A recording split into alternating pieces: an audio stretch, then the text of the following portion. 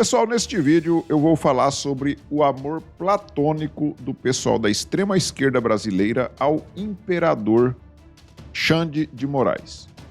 Todos nós temos acompanhado aí que a extrema-esquerda tem defendido com unhas e dentes tudo o que Alexandre de Moraes tem feito em relação a essa perseguição à direita brasileira. Quanto mais Alexandre de Moraes persegue a direita, mais a extrema-esquerda aplaude. Mas a coisa nem sempre foi assim. Há uns anos atrás, o relacionamento deles não era muito, digamos assim, amigável. Vou mostrar alguns vídeos para vocês aqui que vai provar isso. Primeiro eu vou começar mostrando este vídeo aqui, quando o Alexandre de Moraes era ministro da Justiça no governo Temer. Bem, primeiramente, fora Temer, uma boa tarde para os golpistas e para os golpeados. Veja que o militante ali já começou falando primeiramente fora Temer e falando dos golpistas e dos golpeados. Nos casos, os golpeados eram os esquerdistas e os golpistas era quem estava no governo, ou seja, Alexandre de Moraes aqui era tratado como um golpista. Tendo em vista que sob seu comando, quando secretário de Segurança Pública em São Paulo, a Temer invadiu ocupações estudantis sem ordens judiciais e fez uma das coisas que creio que lhe agrada, jogar bombas de efeito moral e atirar balas de borracha em manifestantes, em estudantes no caso, com a desculpa de recuperar a ordem pública. E tendo em vista a repressão gigantesca que tem ocorrido desde segunda-feira em São Paulo, você como ministro da Justiça, pretende lidar como com esses manifestantes, tendo em vista também a vigência da lei antiterrorismo? Seria a prisão desses manifestantes chamados de petistas, comunistas e baderneiros uma solução e uma forma de recuperação desses que têm um ideal diferente do governo golpista? Com ele. Em relação à última questão do nosso simpatizante aqui, de um governo corrupto, que foi colocado para fora do Brasil pela corrupção, pela falta de vergonha na cara de quem roubava bilhões e bilhões, se, ao invés de roubar bilhões, tivessem investido na segurança, se ao invés de desviar dinheiro para construir porto em Cuba, tivessem investido em presídio, nós estaríamos muito melhor. Obrigado. Bom, você vê aí que a esquerda chamava Alexandre de Moraes de golpista, porque ele fazia parte do governo Temer como ministro da Justiça, e o Temer tinha assumido o governo com o impeachment da Dilma. Então, o pessoal da extrema-esquerda é o seguinte: todo mundo que não concorda com eles passa automaticamente a ser golpista. Esse termo golpista aí não é de hoje que eles usam. Eles chamam todo mundo de golpista, só não é golpista quem rouba o país, como foi o caso deles na época de Mensalão e Petrolão e etc. Então a petralhada gosta de roubar, mas os golpistas são os outros. São aquelas pessoas que tentam colocá-los na cadeia, por exemplo, como foi o caso dos integrantes da Lava Jato. E aí, no caso aqui, eles chamaram o Alexandre de Moraes de golpista e o Alexandre de Moraes chamou eles de corruptos. Que se eles não tivessem roubado o dinheiro público e tivessem construído presídios, a coisa na segurança pública estava melhor. Foi mais ou menos isso que disse o Alexandre de Moraes. Então você vê o nível que era essa época aqui. Eles não tinham uma relação muito amigável, não. E aí, o Alexandre de Moraes, como ministro da Justiça do Temer, ele resolveu um problema lá, porque teve um hacker lá que hackeou, se não me engano, o telefone da esposa do Temer, a Marcela Temer, né? E aí, o Alexandre de Moraes, como ministro da Justiça, ele conseguiu colocar a Polícia Federal ali para investigar aquilo ali e conseguiu resolver o problema. E as fotos, parece que algumas fotos ali que o hacker tinha pego ali, parece que não se tornaram públicas, inclusive. E o Michel Temer ficou muito agradecido com aquele ato ali do ministro da Justiça, Alexandre de Moraes. Ele então indicou ele para ser ministro do Supremo Tribunal Federal no lugar do Teori Zavascki, que sofreu aquele acidente de avião, tá? E aí, o que dizia então o Guilherme Boulos em relação a essa indicação de Alexandre de Moraes ao Supremo Tribunal Federal? Vamos dar uma olhadinha aqui. Indicação do Alexandre de Moraes para o Supremo Tribunal Federal é um verdadeiro escárnio, pelos motivos que o Brasil todo já sabe, sua vinculação orgânica. O Alexandre de Moraes, como secretário, foi leniente com as chacinas praticadas pela Polícia Militar nas periferias, o genocídio da juventude pobre e negra praticado pela polícia. Alexandre de Moraes, como secretário, foi leniente com as chacinas praticadas pela polícia militar nas periferias, o genocídio da juventude pobre e negra. Essa mesma ladainha desse pessoal da extrema esquerda, né? Chacina da juventude pobre e negra pela polícia. E aí ele acusava, então, o Alexandre de Moraes, que como secretário lá de São Paulo, secretário de Segurança de São Paulo, ele tinha sido leniente com a chacina de pobres e negros, jovens pobres e negros. Então, esse é o Guilherme Boulos, então, falando sobre o Alexandre de Moraes. E agora eu vou mostrar para vocês que tem muita gente aí do pessoal da esquerda, muita gente que hoje está de beijinhos e abraços com o Alexandre de Moraes, e que na época da indicação do Temer para que ele fosse ministro da Justiça, fizeram até abaixo-assinado contra a indicação do Alexandre de Moraes. Dá uma olhadinha neste vídeo. Na véspera da sabatina de Alexandre de Moraes, o Senado recebeu um abaixo-assinado contra a indicação dele ao Supremo Tribunal Federal. Estudantes de direito da faculdade onde ele leciona lideram o protesto. A nota de repúdio foi lida pela presidente. Olha só quem que está do lado ali dessa estudante. Dá uma olhadinha. Ninguém menos do que Randolph Rodrigues. Presidente do Centro Acadêmico da Faculdade de Direito da Universidade de São Paulo. A manifestação veio acompanhada de mais de 270 mil assinaturas. Ela também tem o apoio de entidades da sociedade civil, como a Associação de Juízes para a Democracia e o grupo Tortura Nunca Mais. A nota alega que Alexandre de Moraes, indicado ao Supremo Tribunal Federal, tem uma postura partidarizada e não cumpre os requisitos para ocupar uma vaga na Suprema Corte. Com secundaristas, o Alexandre de Moraes permitiu que houvesse integração de posse sem mandado judicial.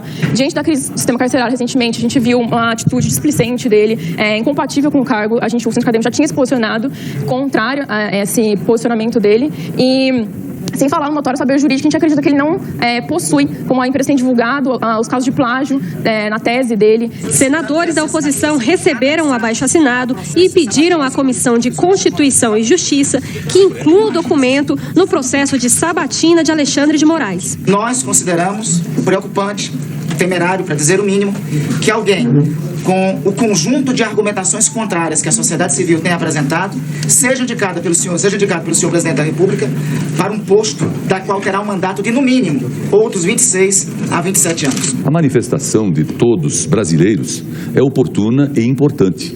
É preciso que nós, na democracia, aceitemos as opiniões divergentes, as opiniões que podem contribuir de alguma forma para que nós façamos melhor o nosso trabalho. Bom, você viu ali que o pessoal da extrema esquerda mesmo estava tudo ali, né? Representado ali, com Randolph Rodrigues, Lindbergh Farias, Gleisi Hoffmann, Jandira Fegali e Maria do Rosário. Eu lembro desses 5 que apareceram ali nas imagens ali no vídeo. Todos eles ali apoiando um abaixo-assinado contra o Alexandre de Moraes no Supremo Tribunal Federal. E agora essas mesmas pessoas estão defendendo com unhas e dentes esse mesmo Alexandre de Moraes, porque eles achavam que o Alexandre de Moraes ia tomar partido. Eles acusavam, inclusive, o Alexandre de Moraes de ser partidário. Só que eles achavam que o Alexandre de Moraes ia tomar partido contra a esquerda, contra o pessoal a ala do PT. Porque Alexandre de Moraes também era parte da esquerda, mas do PSDB. Só que o que é que aconteceu? Em 2018, nós tivemos aquele acidente de percurso, né? O pessoal do sistema deu uma dormida ali, não acreditaram. Inclusive tem vídeo do Lula que fala, não, o Bolsonaro não tem nenhuma chance. Ele não vai ser nem candidato, se ele for, ele não tem nenhuma chance.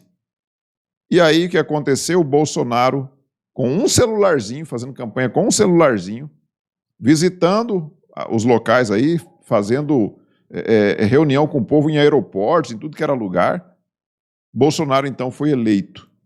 E o sistema entrou em parafuso. E aí veio todo mundo, que eles ficavam no Teatro das Tesouras, né? PT e PSDB se revezando. Eles se juntaram, né? E aí você tem aí a união do Alckmin com o Lula, que Alckmin era PSDB desde sempre, e Lula PT desde sempre. Um criticava o outro, um xingava o outro, se dizendo oposição, e aí eles se uniram, e nesse caso também o Alexandre de Moraes foi junto no bolo e se uniu a essa turma aí, todo mundo contra Bolsonaro nas eleições de 2022. E aí eles fizeram de tudo, foi um vale tudo para evitar que Bolsonaro fosse reeleito, porque mais 4 anos de Bolsonaro, essa turma ia definhar se eles ficassem longe dos cofres públicos. A verdade é essa. Eles não podiam mais ficar 4 anos longe dos cofres públicos. E aí eles se uniram e fizeram tudo o que foi feito, que nós acompanhamos aí, nesse processo eleitoral para lá de viciado. E aí nós temos hoje o pessoal da extrema-esquerda defendendo, quando o Elon Musk vem criticar aqui o Alexandre de Moraes, o pessoal da extrema-esquerda vai para cima do Elon Musk como um bando de cães de guarda. Sabe aquele cara que está com aquele bando de cachorrinho do lado dele, todos os cachorrinhos raivosos, quando alguém mexe com o dono deles? É mais ou menos isso que está acontecendo, e não à toa o Elon Musk disse que o Alexandre de Moraes tem o Lula na coleira como se fosse um cachorrinho. É isso que está acontecendo. Eu tenho até aqui uma postagem aqui da Gleisi Hoffmann, que ela diz o seguinte: a Folha de São Paulo fez a imprensa em geral, o Estadão, a Folha tem feito uns editoriais aí criticando o Alexandre de Moraes, porque ele ultrapassou todos os limites.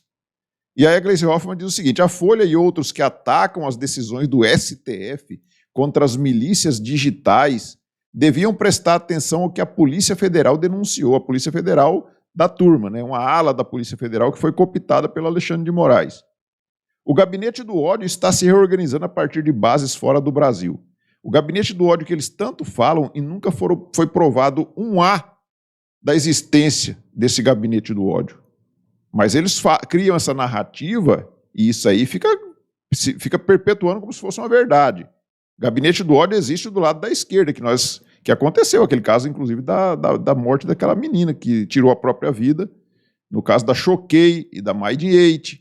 Ali sim tinha um conglomerado de gente se unindo contra a direita. Ali sim era um gabinete do ódio.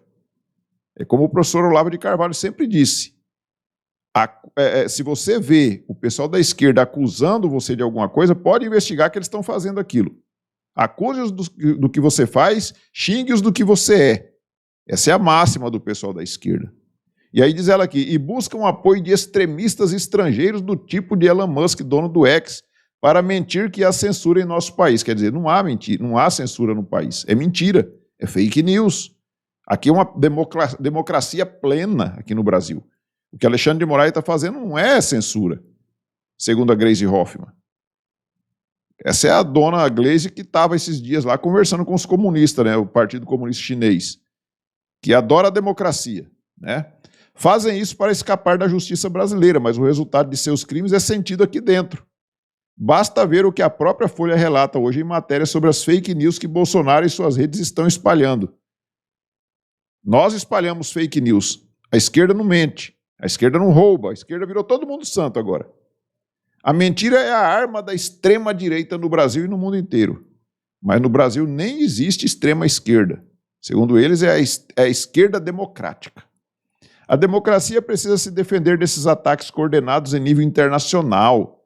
A quem servem, nesta situação, os ataques ao ministro Alexandre de Moraes? Então, ela marca o Alexandre de Moraes aqui e ela vem com essa defesa. Da Gleisi é a presidente do PT, do partido do cara que está sentado na cadeira de presidente. Vem como uma cachorrinha defendendo o dono, o Alexandre de Moraes. Depois que ele é desmascarado, que é mostrado para o mundo inteiro o que ele está fazendo aqui dentro. Vem ela dizendo que isso aqui é uma democracia plena e que as pessoas que estão denunciando são antidemocráticos. Então você entende o que está acontecendo aqui no Brasil? Você entende? Antes eles tinham ódio do Alexandre de Moraes, porque o Alexandre de Moraes era do PSDB e era contrário, então, à ala do PT. Então, se ele entrasse no Supremo Tribunal Federal, isso podia dar ruim para eles. Mas aí, quando surgiu o Bolsonaro, o Alexandre de Moraes pulou para o barco dele, junto com o Geraldo Alckmin e tudo, para poder estancar a sangria, né? Porque se Bolsonaro é reeleito, em 2022, a coisa ia ficar muito ruim, mais 4 anos, né, sem os cofres públicos.